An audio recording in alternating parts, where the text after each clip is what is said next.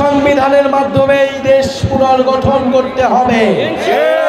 প্রিয় নওগাঁবাসী, এখানে একটা প্ল্যাকার্ড একটু আগে দেখেছিলাম যে স্বাধীনতা এনেছি, সংস্কারও আনবো ইনশাআল্লাহ। প্রিয় বন্ধুগণ, আমরা ৭১-এও স্বাধীনতা এনেছিলাম, কিন্তু সেই স্বাধীনতা বেহাত হয়ে গিয়েছিল। সেই স্বাধীনতার সুফল আমরা ভোগ করতে পারি নাই। আমরা এবার ২৪-এর গণ অভ্যুত্থানকে কোনো রকমে বেহাত হতে দিব না। তাকান, স্বাধীনতা এনেছি, সংস্কারও আনবো। আজকের এই নওগাঁ থেকে এটাই আমাদের প্রতিজ্ঞা। স্বাধীনতা এনেছি, সংস্কারও আমরাই আনবো এবং এই স্বাধীনতাকে আমরাই রক্ষা করব।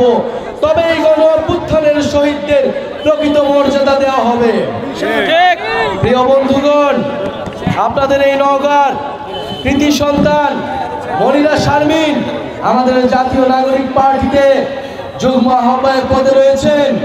আমাদের এই দল গঠনের শুরু থেকেই অক্লান্ত পরিশ্রম করছেন তিনি।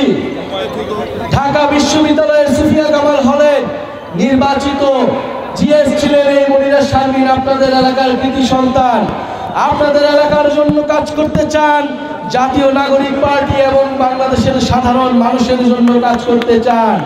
আপনারা তাকে সেই কাজের সুযোগ দিবেন, তার উপর সেই আস্থা রাখবেন, জাতীয় নাগরিক পার্টির উপর সেই আস্থা রাখবেন। প্রিয় সংগ্রামী বন্ধুগণ, আমি কথা বাড়াবো না, আজ রাত হয়ে গিয়েছে। ইনশাল্লাহ আরেকদিন আমরা দিনের বেলা আসবো। নওগাঁর রাজপথ আমরা কম্পিত করবো স্লোগানে।